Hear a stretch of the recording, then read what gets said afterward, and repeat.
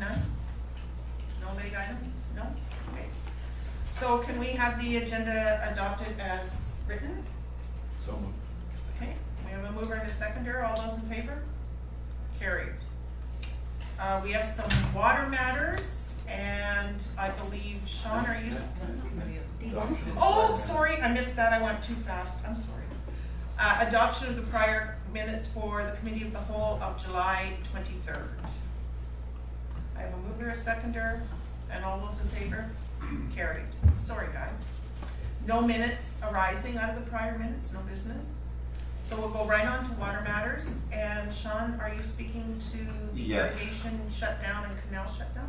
Yeah, yes, I am, Madam Chair. Thank you. I know you wanted to get to me earlier than D1, so. Sorry. So thank you, Mayor and Council. I'm a little bit late coming in on the irrigation shut-off requests and canal shutdown dates because of some of the meeting changes in September. Like we had the cancellation in September 10th. I wasn't seeing that in August. We had people on holidays, and I wanted to consult my main operator before I put some dates forward. So we need to determine the irrigation turnoff dates and the shutdown of the canal system. So, Sorry. so what staff are proposing the irrigation turnoff to start after the long weekend, Thanksgiving long weekend, which would be Tuesday, October 9th, which generally falls on other years and what we've done in past years. And to also cease diversion for our canal system at McIntyre Dam on October 30th. I do have a typo down under the recommendations. It says October 10th, but it's actually October 9th for the irrigation turnoff. If you look at the background, look at the previous years, we're pretty much on par with what we've been doing the last few years. The irrigation shutdowns have generally been between the 7th and 13th, and the diversion shutdown is generally between 28th and 31st, end of the month. So I've also put in some stats just to let council know that in 2018, people will be charged $1.65 per day per acre for late water. So anybody that's requesting to have the water on after the 9th, keep it going till the end of the month or for an extra week or however long they need it. So there is that charge, and below that in the report, it shows how many requests we have for late water, and it really depends on the time of the year or how the weather is. Last year we had 30 requests, the year before that 24. We've had as many as 63 back in 2012, so it kind of goes up and down. Is that, Sean, because they've still got apples and stuff on and they want water? No, it's more the grape. The vineyards need the water later. Orchards right now flog on the water and they're ready to shut down early. Yeah. Grapes use it for frost. Yeah, and all the vineyards, they would take water into November if we could supply it to them some years. Yeah, but we can't. So I think that's about it, unless anybody has any questions. Is there any questions? Just comment. Mayor Johannes? Thank you, Madam Chair. Councilor Michelle could make this meeting, but he told me an hour ago said he was fine with the dates from his positions. Ms. Cowan? Thank you, Madam Chair. This is actually on the regular meeting for tonight to be dealt with. This is just here for information so that if you had any questions, Sean will be able to answer those for you. I have a question. Go ahead. I'm just wondering how many customers we have, like percentage-wise, how many are asking for late water? Oh, for percentage-wise? Late water, well, last year we had 30 requests, which is, I don't know what the percentage is for how many. How many How many customers? total Approximately, customers? just 500 roughly. customers? They got the number 600. Should say right on that map right there. Roughly 700. There's 700 to 800 is what I remember. Like it's So 30 is 4%. like 8% or 5%. 35. Mathematicians. Is it about 800 Oh, or yeah. 700 or something? No, these are- Calculation on the election? Well, that's an easy answer, he was right. 730? Yeah. Okay. There's some Deb come up and duplicates, answered, but no, he's right. Oh. That's we an don't easy know. answer. I didn't ask that one. Any other, yeah, go ahead. You're welcome. Sean, question for you, I know we didn't have the hottest of summers, we had a lot of smoke in August, but with the temporary fix, and I keep calling it the temporary fix, because that's what it is in the canal, that Mhm. reduced the capacity from 6 feet to 4 feet, we didn't have any capacity issues this summer, We have just been squeaking by just squeaking by. for the last 3 summers. No. We get to about the maximum that we can push through that repaired area at Gallagher Lake where the siphon was damaged. So it's, you know, if demand really ramps up one year, then we may have to consider doing some sort of rollout, or some people in some systems may have to, until we get this fixed, basically, right? I wanna Get share that with you going. if I can, please, sorry, but I sent it out to council and Kathy, I should have sent it out to everybody, but Castanet, I had a phone interview with them this morning about the canal repair, and they obviously did a whole bunch of other research, because it was a really good article in Castanet that's on Oh, okay. right now. Our MP Dick Canning stood up in the House on Friday and basically demanded a meeting with the new infrastructure minister, and the term he used was, how are we gonna get this repair out of the bureaucratic crack that it's fallen into in Ottawa? And the federal infrastructure minister has agreed to have a meeting with them. So I'm hoping that somebody, and I know the province has already been back talking with Kathy since our meetings down at the UBCM 2 weeks ago. Their deputy minister, I think it's deputy minister, Shoemaker? Yeah. Shoemaker has been in contact with Kathy, clarifying some of the things that we were saying, so I'm hoping there's gonna be a concerted push from the province and the feds to try to get some money from the feds. It'd just be nice to have that in place and get moving on it. It's gonna take some time to build it all too, so Yeah. that's another factor, right? So once we get the go-ahead, I mean, we've still been doing some of the engineering, some of dotting the i's, crossing the t's, doing the things that we can do in the background, but to But if build it. we had the money in place, we could, we probably, I'm guessing, they probably could do some real serious work, like even if they had to use the temporary fix like an additional year, they could do a lot of the other work and then just tie it in the end. That's right, you can do most of the work at any time of the year. Yeah. It's just the tie-ins will have to be when the canal's shut down, which, yeah, and then you'll have to make sure that those are tied up and properly done and working, yeah. Okay, thank you. Any other questions for Sean? All right, thank you. Okay, so now we're on to delegations, and we have today with us Penticton and Area Access Society, and Donna Ashcroft is here, and Donna, you'd like to speak to us, so if you come forward. And to the, yeah, that'd be great, and you're gonna have to use the mic, because I believe we're webcasting right now, so. Oh, yes? The camera has a good enough, mic on it to catch everything, so we don't have the mics on at this point. Oh, okay, awesome, okay, thank you. There you go. Okay. So the floor is yours. Okay, I was of the understanding, It's Devon? yeah, explained to you that Katrina, our executive director, was going to be here today and she's sick and has childcare difficulties as well. So, I was of the understanding you were going to ask me questions. So, to preference that, sorry, sorry, Councillor Dorr, I was going to speak on this matter before we pass it over to Donna, and I apologize I didn't make you aware of that beforehand. So, yeah, this is obviously a grant and aid request from Penticton and Area Access Center. They are looking for, I believe it's approximately $6,000. What they are planning on doing with the $6,000 would be to, obviously not, we wouldn't fund the full position, but they're looking to add a new position to help supplement some of the work that Donna does currently. Donna is doing a lot of administrative tasks right now, and it's taking away from her work that she's doing that's more value added to her clients.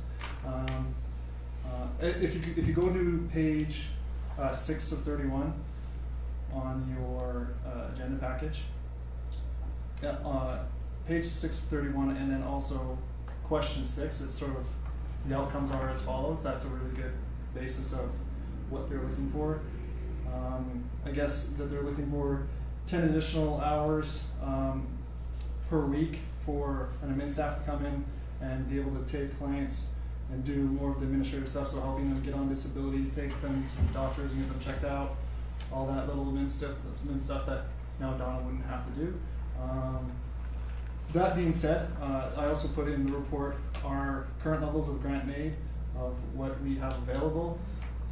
Currently there's 2,000 in the unconditional grant and aid budget and 5,000, roughly 5,200 remaining in the conditional one. So yeah, with that being said, obviously it's not just the Penticton Access Center, it's the Penticton area. So obviously they encompass Oliver a little bit. So they're just wondering if we would be able to help them out with this spot. Donna, do you want to add to that before we take questions? Yes, it's not for the Penticton and Area Access Center It's in not? Penticton. It's only for Oliver. Even better. Yeah. And where is your center here?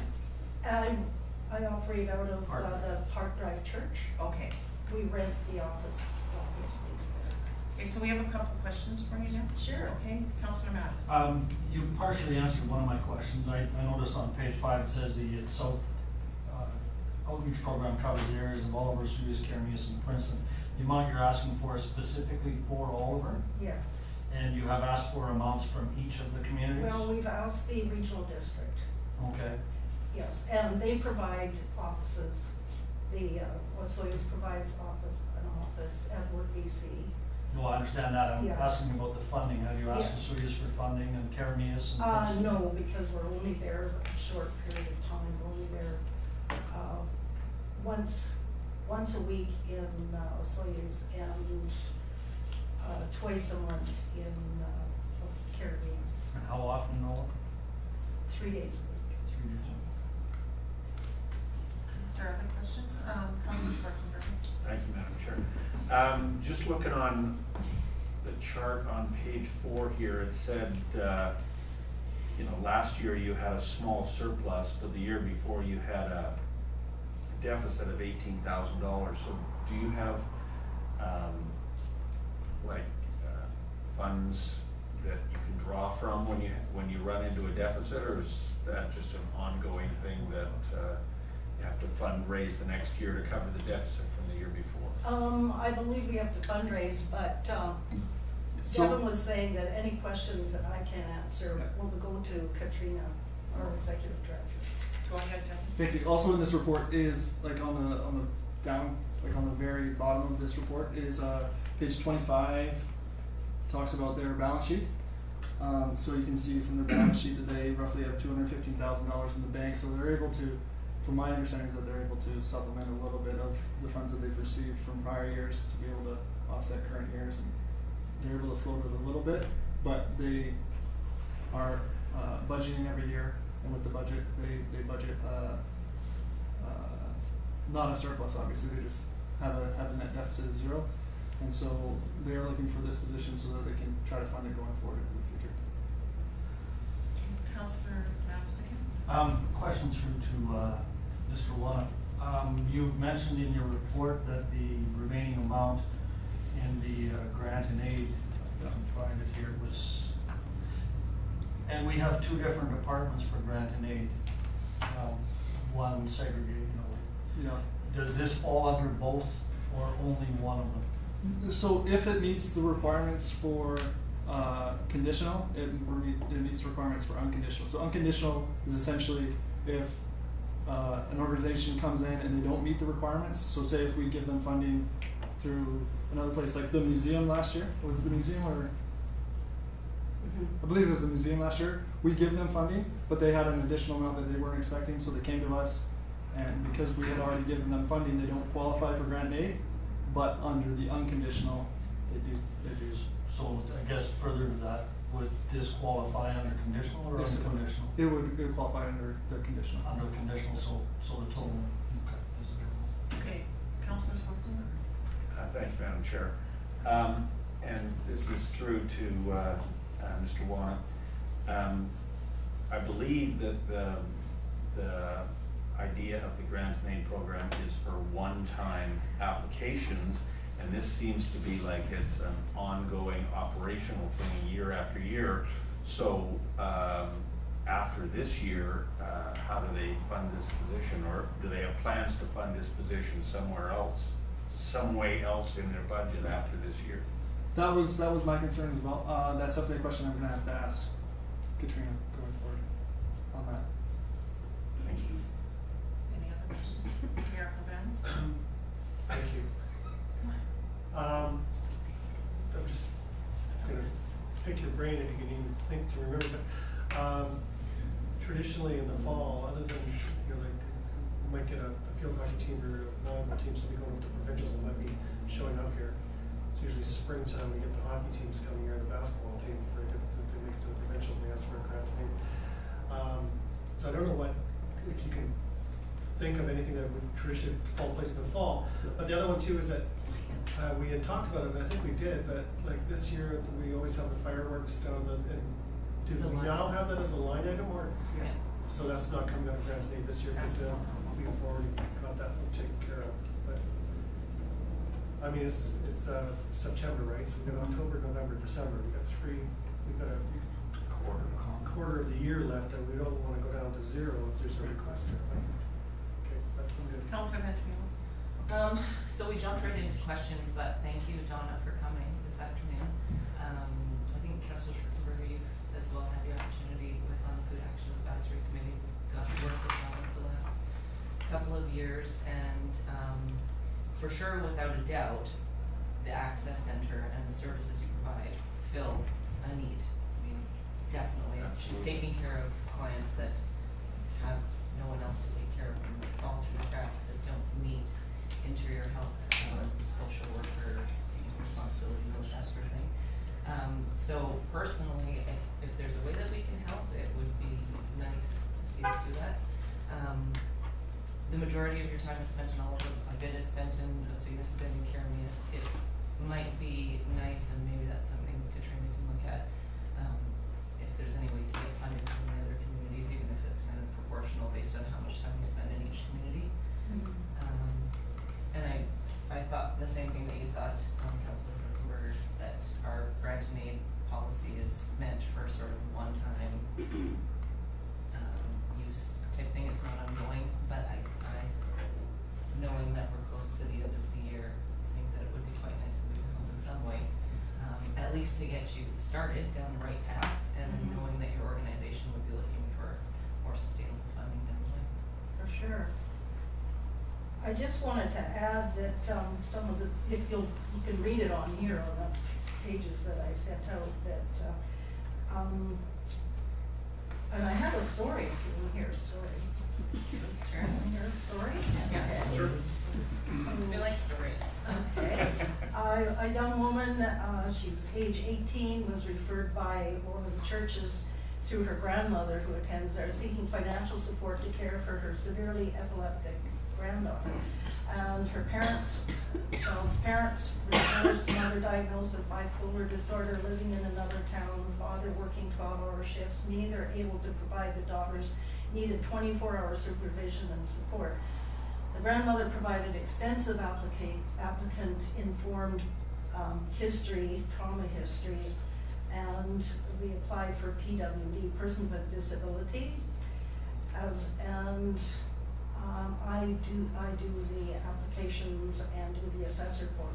This process ensured thorough and accurate assessor documentation, including mental impairment or brain injury, effect on the functioning, advocate, assisted applicant, a transitioning youth, so she's transitioning into adulthood, and no supports, had no real diagnoses of any mental mental impairment or trauma or anything like that. And so she was going to be on her own financially and with any emotional supports and things like that without the help of her grandmother. And with PWD, so she was eligible for that. So we applied for that and she received it. And the applicant is receiving PWD benefits and meeting with the Osoyoos Mental Wellness Center board member. I'm meeting with them, and I have been meeting with them since the spring. We're redoing this in the fall here. With Marie's Tar at Desert Sun, and we're in discussions with the Mental Wellness Center as well to look for a social gathering place for vulnerable youth. And we're hoping maybe with the community center we can work with them. That was one of the things that's the community development part of my job, is to do that. And then I've got another one about a male aged 58. He was referred by the ministry because several of his PWD applications have been denied.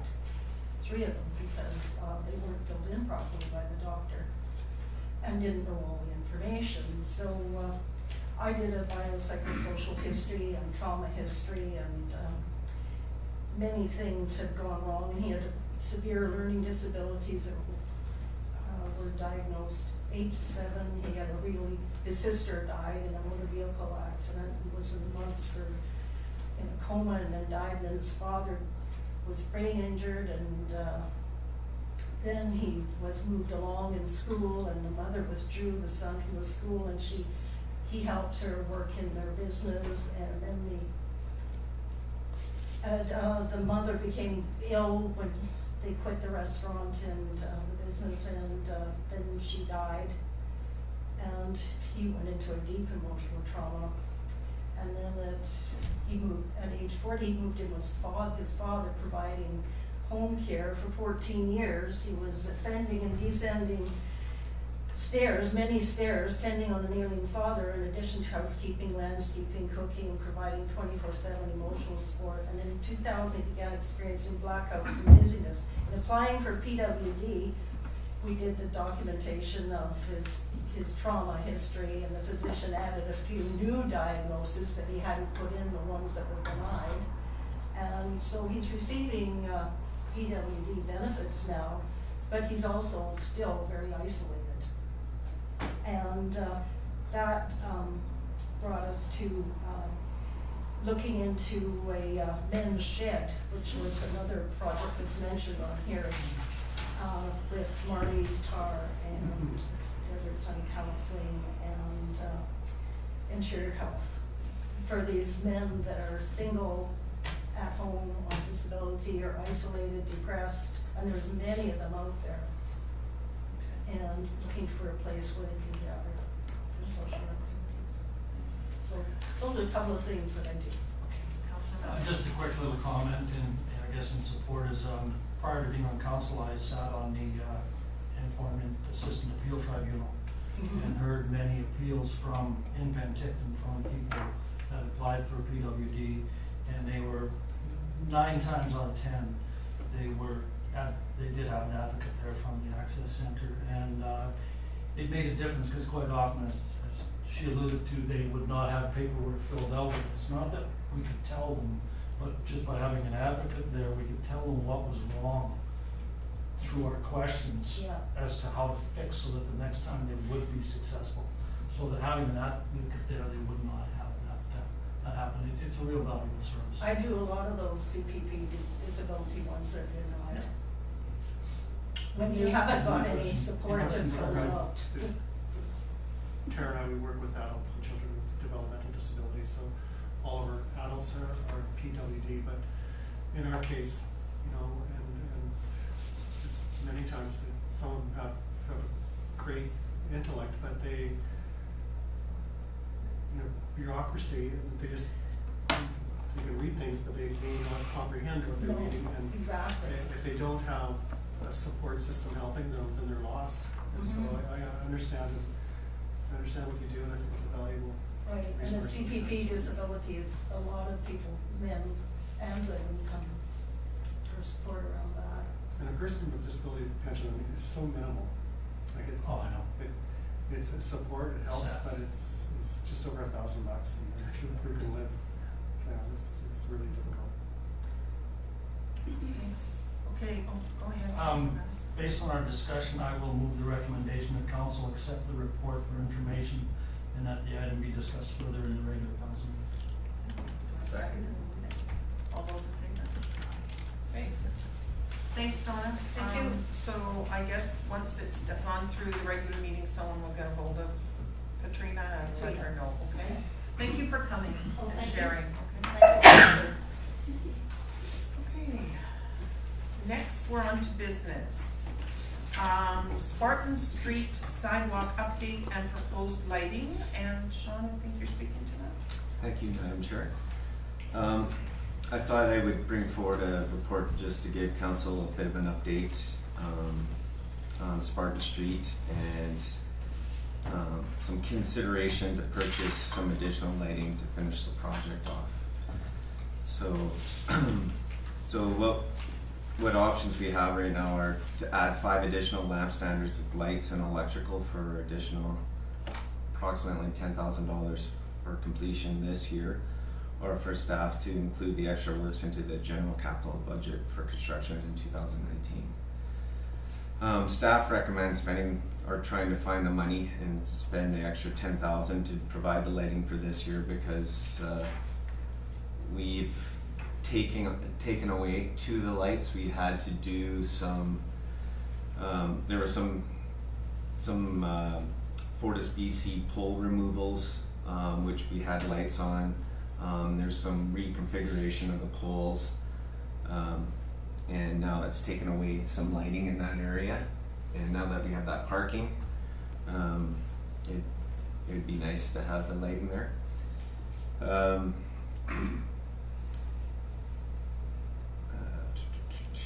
I believe the CFO had some recommendations on where we could find the money, and I thought I'll let Devin talk about that, and I can talk about some other stuff after. Okay. Yes, so this is always the fun part of the conversation is where do we find the money.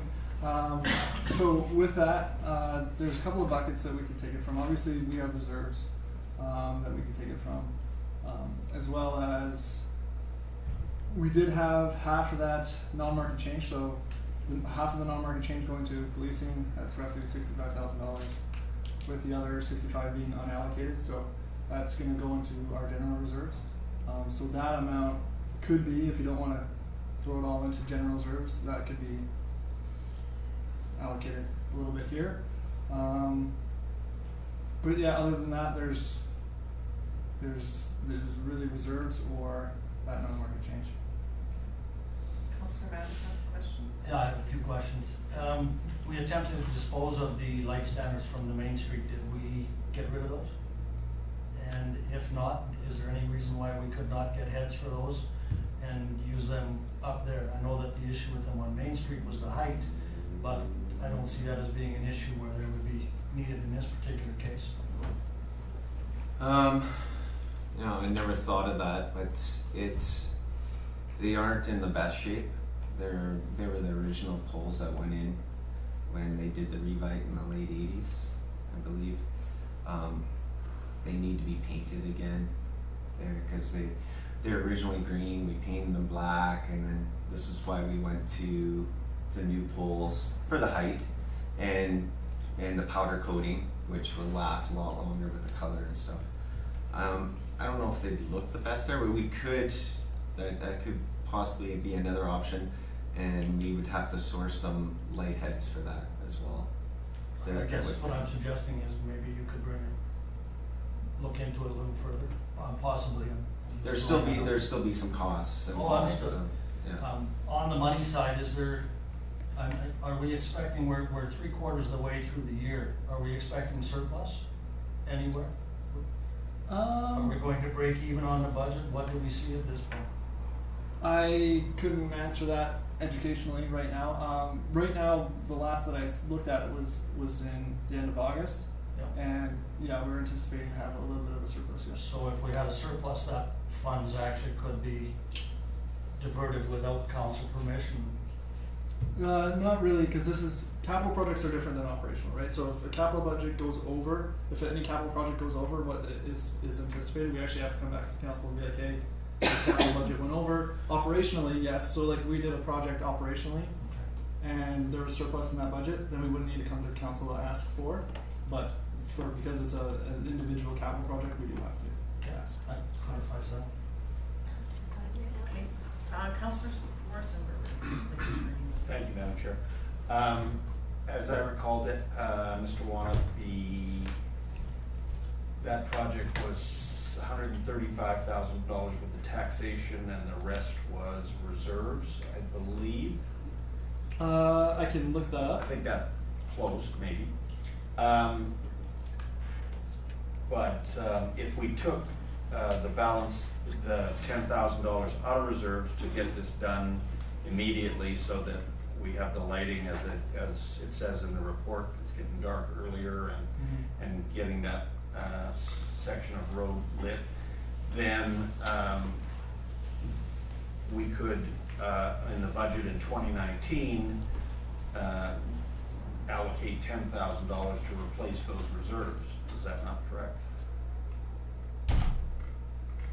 Sort of, kind of? Sort of, yeah. Well, you can allocate funds different ways depending on your guys' wishes, right? So, council's wishes. Sorry, not your guys'. Yeah. So you can allocate, like, it's just an accounting entry, right? So you can allocate one way or the other, but yeah. So the Station Street. Sorry, I just have it right here. Was. Sorry, Spark Street. Gas tax was going to be more than half of it, 134, and then reserves is only going to be 10,000. The rest was coming out of our operational surplus. So yeah, only 10,000 is coming out of reserves right now for that project. Okay, Councillor Ventimiglia and then Mayor Hovhannes. So the only thing that came to my mind when I read this was clearly we need to have some lighting up there. It's a pathway around the school. And are we just doing it quickly to get it done, or are there other options that we could look at, such as some solar lighting that might not be crazy more expensive than that $10,000 that's being proposed? Well, we had limited time to put the bases and the electrical conduit in, which cost actually, we had a contingency built in to the project. So we had to get the light bases in, the conduit, when we saw the configuration from Fortis and what. So it's all there. Now whether we go solar, that's a whole different story. I don't know if that's any cheaper. Because right now. Well, I'm not thinking cheaper, I was thinking it was probably going to cost more upfront, Oh. but how much more would it cost? I know a couple years ago we looked on it for the highway. Director Schaefer brought some ideas. And at that time, it didn't really make sense because we have sort of this continuous look from one end to the other, but that's an area that if it's not ridiculous amount more, it might be kind of neat to try to make it work. We are going LED on all the new infrastructure that we meter. So the lights that you see with David Arms on Fortis poles, those are HVS lights. Those are the 100-watt lights. We're not changing those out yet because we don't get a rebate on our power savings, believe it or not. So in the newer sections of town, anything that we power meter ourselves, there's an actual meter and one that we put on one of the poles, then we see a savings with the LED lights because an equivalent 100-watt HPS is probably about a 46-watt LED or less. They keep getting better and better and more efficient all the time. But I haven't looked at the solar for a couple of years now. Solar lighting for the lamp standards, like regular lamp standards. Okay. Mayor Hovhannes and Thank you. then Councillor Hovhannes. I think the project needs to be completed, so we need to do it. I think if there's possibly could be some savings from using some of the old hardware. But if you, I mean, could that be done fairly quickly? I'd like to see it done this calendar year. I don't think there's any reason to wait till next spring to do it. We should get lights up there in the next month or two, so that's done. If I get the go ahead and start tomorrow, then time we order everything in, it takes some time, and then coordinating the electrical contractor to come in and stuff. So I would anticipate, yeah, hopefully within 6 weeks the lights would be up and operational. If I got the go ahead today, if not, and we had to wait, then that'd be a different date. Okay, Councilor Matters.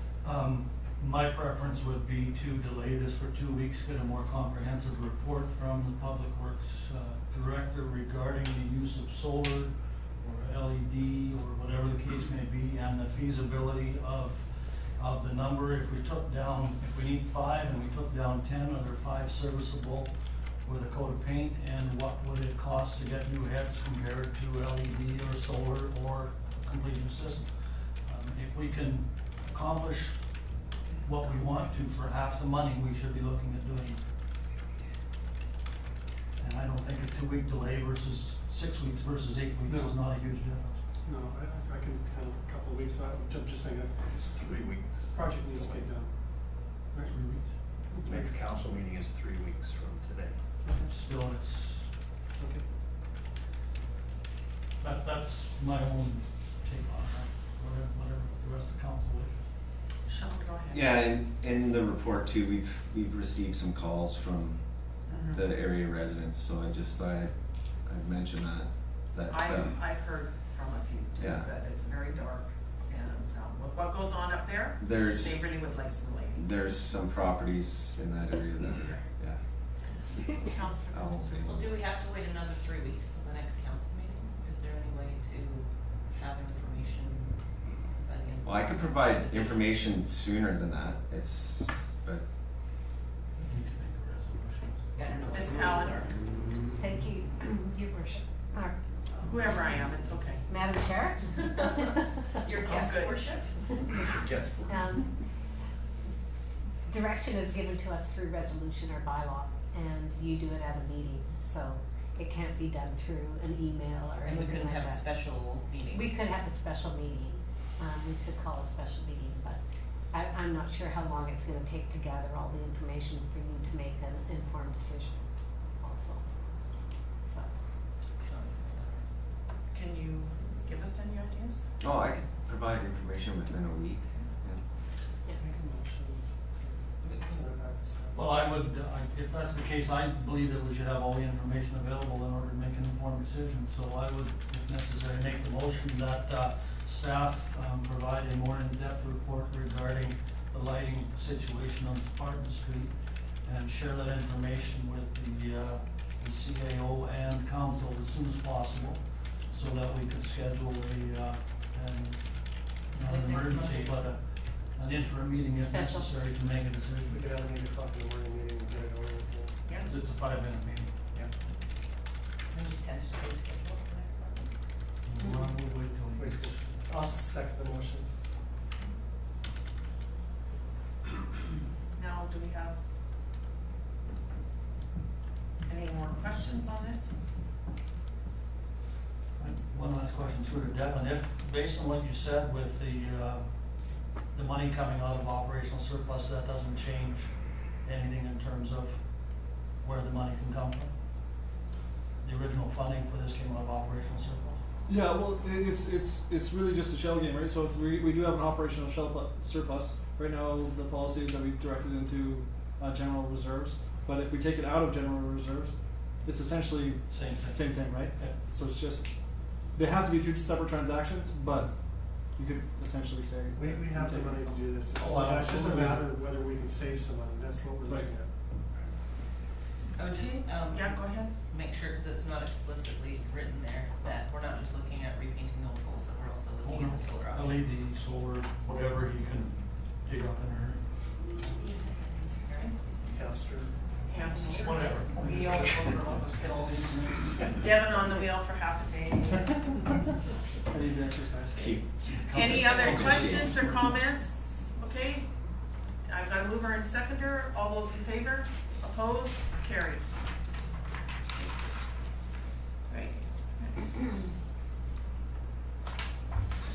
Next, we're on to business license bylaw 1368, short-term rental provisions. And who's speaking to this? Okay, Ms. Vakovich. Thank you, Madam Chair.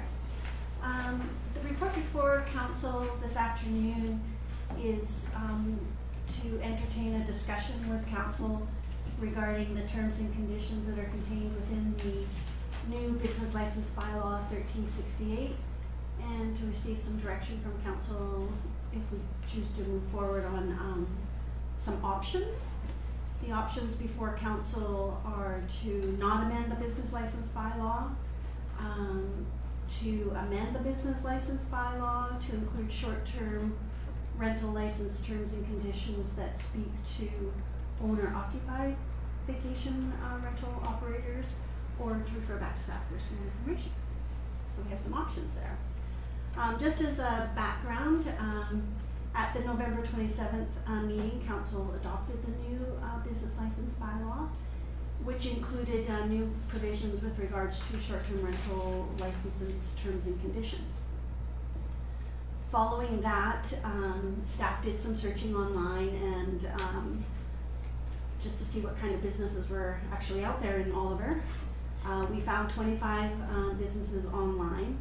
14 had no license, 6 had a business license for a bread and breakfast, but provided full suites, and the 5 remaining were in compliance with a bed and breakfast license.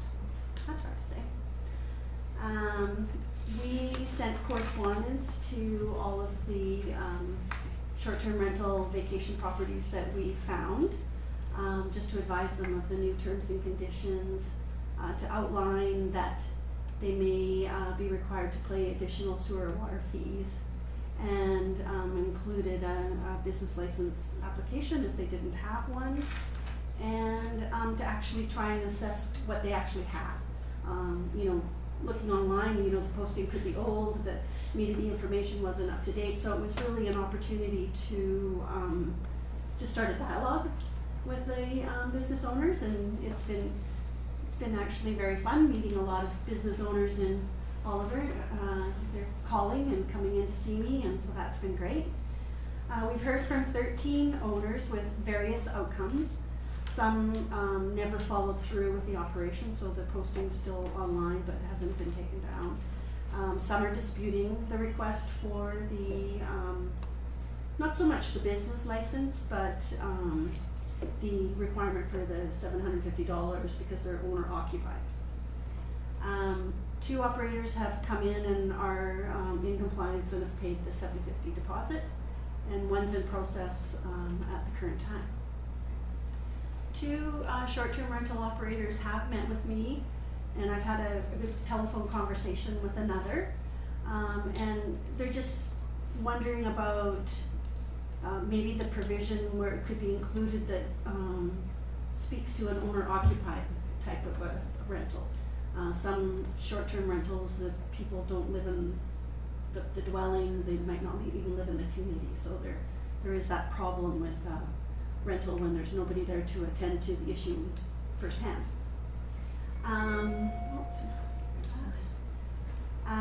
One of the operators thought that it might be fair and equitable to do that, to consider that, and you know, and to recognize the work of the hosts in Oliver and how they support the tourism industry in our community. 2 of the short-term rental businesses who are disputing, they do have self-contained suites. 1 doesn't provide meals, 1 provides some breakfast supplies. 1, there had been comments about some traffic noise, and the other, we've had no concerns and comments about their operation at all. The City of Vancouver, it's been in the news a lot, so I've been going onto their website, and one of the property owners as well indicated that, you know, Vancouver, their short-term rental, they have to be owner-occupied to have a short-term rental license. So their licensing is that they have to have a license with their number located on their listings. If they don't comply with all of the provisions in their bylaw, it's a $1,000 fine. So there's some options. Vancouver did I saw it on the news and they said, you know, they welcome any local government to come and look at their policies and procedures, and they're more than willing to share, because that's what local governments do, because they thought that they put a lot of work into what they have, that they've done with the short-term rental market. Short-term rental markets in Vancouver, I think in particular, has, they feel that it's impacted their availability for rental properties, so I think that's why they've come down on it, you know, maybe with a little bit less angle than the town of Oliver. So it's just before council this afternoon for a discussion if we wanted to consider provisions that speak to an owner-occupied vacation rental home, and whether or not we want to take the $750 deposit for an owner-occupied. Maybe there's a provision that says if we don't take the $750 deposit and there are complaints, then we would ask that they do provide that $750. So there might be some leeway there. There's just some options for discussion with council this afternoon. And that's my report. Thank you. Thank you. Okay, council, questions? Councilor Bentamina. I don't really have any questions, I don't think yet, except for that we do have owner-occupied vacation suite rental hosts in the audience, the Monroes, and they did come and we had a chat when they received their letter about the new regulations a couple of months ago, I guess it is.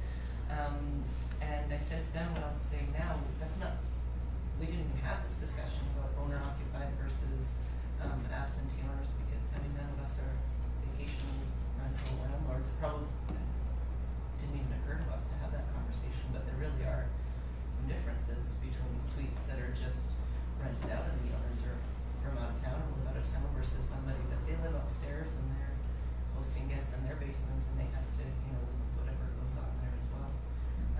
And so in the chat that we had, we talked about how owner-occupied suites are probably closer in style to a bed and breakfast, and so maybe should be treated a little bit more like a bed and breakfast, and maybe have a look at what the rules are there. But yeah, I agreed with them then, and I agree with them now that we probably could look at having sort of two different styles of regulations for the two different styles of business. Councilor Schwarzer. I agree with Councilor Ventimiglia. As I recall, when we talked about the $750, it was for extra costs for bylaw enforcement and those kind of things that short-term rentals might create, but there's a difference between an owner-occupied unit and somebody who lives in Vancouver and is just renting their house out on a short-term basis over and over again, and there's nobody there to kind of police or look after what's happening. So yeah, I think we could definitely amend this to make the $750 not applicable to owner-occupied vacation rentals, as long as they stay within the, you know, the good books as far as no complaints from neighbors, etc. Mayor Jimenez. Councilor Venus is first. Because it's like I think I can't see out of my left eye when I'm up there. It's all good. Okay, Councilor Adams. For myself, I absolutely support owner-occupied rentals, that sort of a thing, short-term, long-term, whatever the case may be, you know. In terms of the other non-owner-occupied, I wouldn't support them at all, to be honest with you, because I would, as a short-term rental, I view that as not much more than, or not much different than a 3-bedroom hotel in the middle of a residential area, if the owners are not there. So for myself, I would say that it's either a bed and breakfast or it's an owner-occupied rental suite. I would not support unsupervised suites scattered throughout the town. I think that's the reason for the $750 deposit, because of the problems that they can bring. Thank you. I know at the regional district table, some of our resort communities north and south of us have real issues with short-term rentals, because it, you know, can really destroy a neighborhood. I fully support that if someone's going to have a secondary suite, I fully support having them legal you know, and having them inspected and having them so that they have dual smoke and fire alarms, and then if they're gonna have a secondary suite, they need to pay for an additional sewer and water because it's an added consumer to our infrastructure. But I concur that if it's owner occupied, to me, that's very different because it's gonna be policed, than if it's just so, question to staff. We have a number of problem houses, rental houses, in the community that are, you know, continually are faced with bylaw and policing issues.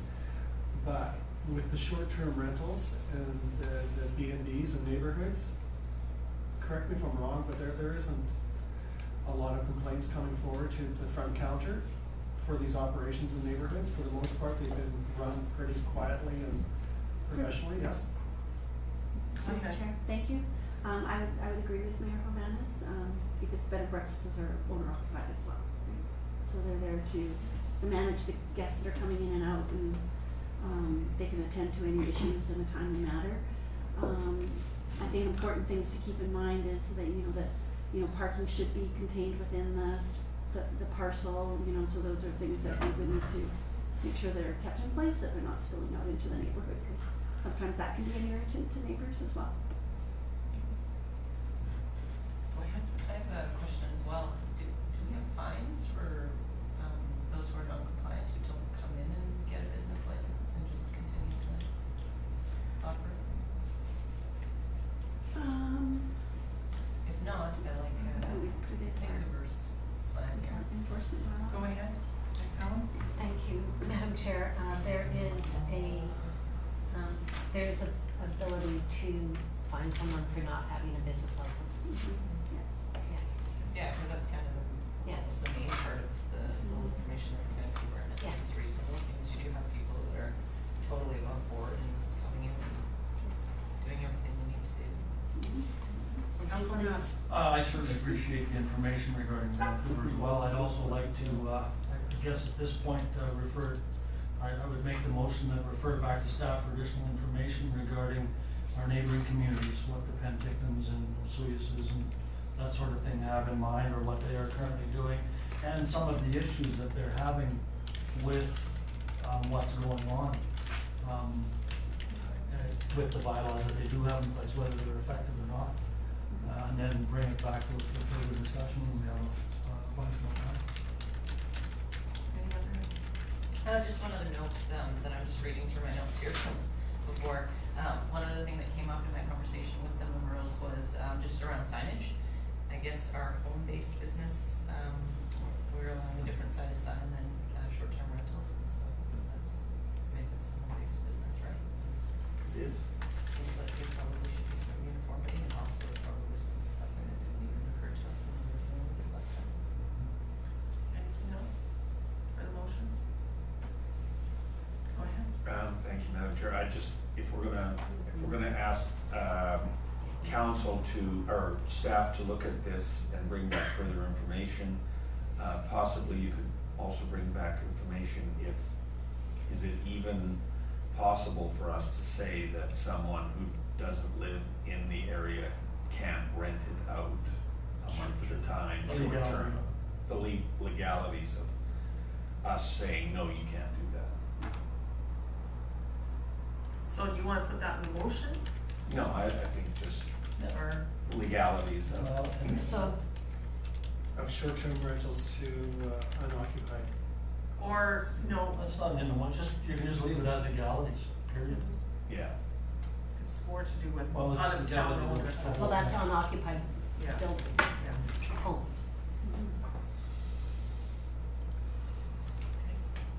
Anything else? Okay, I've got a mover, do I have a second? Yes. Okay, then all those in favor? All those carried. Thank you. Okay, so next we have Oliver Crime Watch. And we're having an update on the vehicle from Ms. Bakovich. Thank you, Madam Chair. The report before you this afternoon is with regards to the Oliver Crime Watch vehicle that was donated from the Public Works Department, a truck that was retired from the fleet. Instead of selling it, council had made the decision back in last year, October, March to move the vehicle from the fleet and do a donation to the Oliver Crime Watch. And at that time, there had been previous meetings with Oliver Crime Watch and the RCMP, and one of the things that Oliver Crime Watch identified was, you know, the need for the vehicle, which we're hopefully soon able to do, and to properly equip it with some branding and some radios and lights to properly equip that vehicle for their use. And the regional district rural area C director, Director Schaefer, allocated $2,150 from his budget. I have just recently received confirmation from the regional district that that money is available, and Oliver Crime Watch is currently obtaining quotes to get that branding done and do that purchasing of equipment, and they're in discussions with the RCMP to make sure that it's compatible technology so that they can communicate properly, because apparently it's just breaking down right now. It's not working very well. One of the concerns that, or issues that we had with the Oliver Crime Watch vehicle was from Crime Watch was being able to manage the maintenance and repairs and registration and insurance. They run a pretty lean machine, and we give them $300 a month, which basically provides their gas money. We don't stipulate what they have to use that money for, but that's not sufficient in the minds of us to pay for that insurance and registration and any maintenance costs that they may incur. So the discussion has been with the CFO to leave the vehicle in the fleet, and we just want to ensure that we have council's blessing to do that, because that will come with some costs. Oliver Crime Watch, Mr. Johnson is currently working on having all the volunteers sign proper forms to name them as volunteers, to ensure that doesn't create any risk for a volunteer to be driving a town-owned vehicle outside our boundary. Like right now, our trucks go outside the boundary in Area C for the water system, but they're drove by staff. So we just want to make sure that, you know, that there's no issue, and I haven't finalized this, is for volunteers to be driving the vehicle and for insurance, any kind of risks that may be associated with that. I'll speed it up. We're 5 o'clock, oh my goodness. I'm on a roll here. Also, if there was some concern about leaving the vehicle in the fleet, we could have some discussions with the regional district to possibly establish a Crime Watch service, whereby we both donate funds towards the service, and the truck would become a regional district vehicle, which would be on their fleet, and that's sort of an option there. So it's to council for the donation of the vehicle to leave on our fleet. Okay, good. Go ahead. It's 5 o'clock. I'd like to keep this as simple as possible. I'd hate to see another regional district service being created over a Crime Watch vehicle just because we need to insure this vehicle.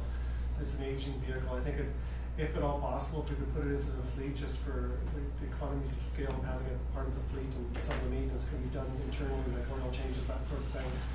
And then maybe for the next couple of years, we just go to our Area C director and ask them for a grant and aid to cover some of the costs of insuring the vehicle and the ongoing maintenance. And if that was to cease, then maybe Oliver Crime Watch would have to start thinking about being just Oliver Urban Crime Watch and not going outside of the boundaries. But I think that because they do a lot of work in the rural area, that I would have a hard time seeing, for a relatively small cost, not having our rural partners take part in this, but I really, honestly, sitting at the regional district table for 10+ years, I don't think we need another convoluted service to go out there and get voters' assent and God knows what else to create. To pay insurance on one truck. I may have a simple solution. So let's keep it Okay. simple, I'd be happy. Councillor Maps. Would it be possible to put this vehicle on the fire department fleet? No? Why not? Because the fire department's on our fleet. And they go outside our boundaries. Yeah, so do we. So do we. I don't think that's. I think I guess. it's an insurance question with ICBC. You know, I'm guessing every driver's gonna have 10+ years of driving experience. Have you looked at the when you're around it? So I'm guessing that, you know, it's gonna have to be insured for whatever means and it's gonna have to have a location. Maybe they're gonna have to have a key for Public Works to pick it up. I wanna speak first. I talked to Ron Johnson earlier in the week, last week. His feeling is that the car would be left at the RCMP station, and whoever is going to drive it would have to go in, sign the keys out, and return the car there and return the keys. So it's safe there, it's monitored who's driving it, and he felt that it was gonna be the best solution for them, and I thought it was a great idea. So make sure they lock their doors. Okay, so. Can I say something, please? Can we allow that? No, question period, Ron. I can- Okay. Okay, so do we have a motion? Anybody making it? Sure, I'll make the motion for option number 1, that we choose to retain the Oliver Car Wash driver vehicle in the town and all of this fleet. Okay, do I have a seconder? Okay, and all those in favor? Opposed? Carried. Okay, and we have one more thing. Goose hunting season. Okay. And Director of Operations. Thank you, Madam Chair. I'll try to speed this up. We've been doing a goose management program that covers Tuckanuit Lake and Oliver Airport for about 8 years now, 7 years, I think. So we're looking to council whether they want to continue with the program or not for 2018 to 2019. Starting basically tomorrow, we'd start advertising. So we're looking that council support the recommendation of continuing the program. Council does not support the recommendation. The council refers the matter back to staff for further consideration. Staff recommend that the goose management program continues for the next season. With 6 permits issued. If Oliver continues with the program, keeps the momentum going of previous years, working and keeping the reduction of the non-migratory geese in the area. Oliver also contributes $2,000 annually to the goose addling program. And these geese, if some people don't know, are non-migratory geese that have been introduced into the areas in the 60s and 70s. So where they're born, they'll stay. So other geese migrate annually. So they're just honing in on the geese that don't move from the area. We also added some number of kills at the airport because we have to submit that to the environmental stewardship branch every year, and it shows some of the numbers from previous 4 years. We haven't had that in our reports before when we come to council, so I thought we'd add that in. It's not a whole lot. I thought it was speeding. That's just at the airport too. I don't have the numbers for Tuckanuit. The feedback from the permitted hunters indicates that the geese are getting wise to those with guns and they're finding alternate places to congregate, and that is the goal of the program. Continuing to issue the 6 permits yearly supports and enables the continuing of the program, as well as supporting the addling program that the town contributes to. Ceasing the program would have a negative impact on what has been achieved for the past 8 years. It'll be really scary when the geese start carrying when the geese start carrying guns. Okay, any questions? I will make the motion that council supports the continuation of the program for the 2018-19 season with 6 permits issued. Seconder? Any questions? All those in favor? Carried. Okay, so now we're on to public question period. Ron, if you have a question or statement? Just to give you a little idea, you're talking about the possibility of Crime Watch just doing the town area. Oh, I'm sorry. Old age is a real bugger. Right now we have 22 members and I'm working on another 5 joining. But just to let you know that 10 of our members live out of town. So we have everything from young to old, all over the place. We put in approximately 800 kilometers a month doing the patrols. And this vehicle will be just ideal for us. We're not going to be able to sneak up on them, but it's like a police car. They see a police car, things stop. So we're going to have that sucker decked out so that they can see us coming, and we're more of a deterrent. We do find stuff after the fact and report, men down, fires, etc. So nothing that will change, but we do have a lot of places around town and outside of town that we do look after, and this vehicle would just be ideal. Like I said, we do just an idea of next month. We have 9 Crime Watch patrols and 8 Speed Watch patrols. Speed Watch, we also do when police, when people complain to the police about speeders in their area, whether it be in town or out of town or something like that.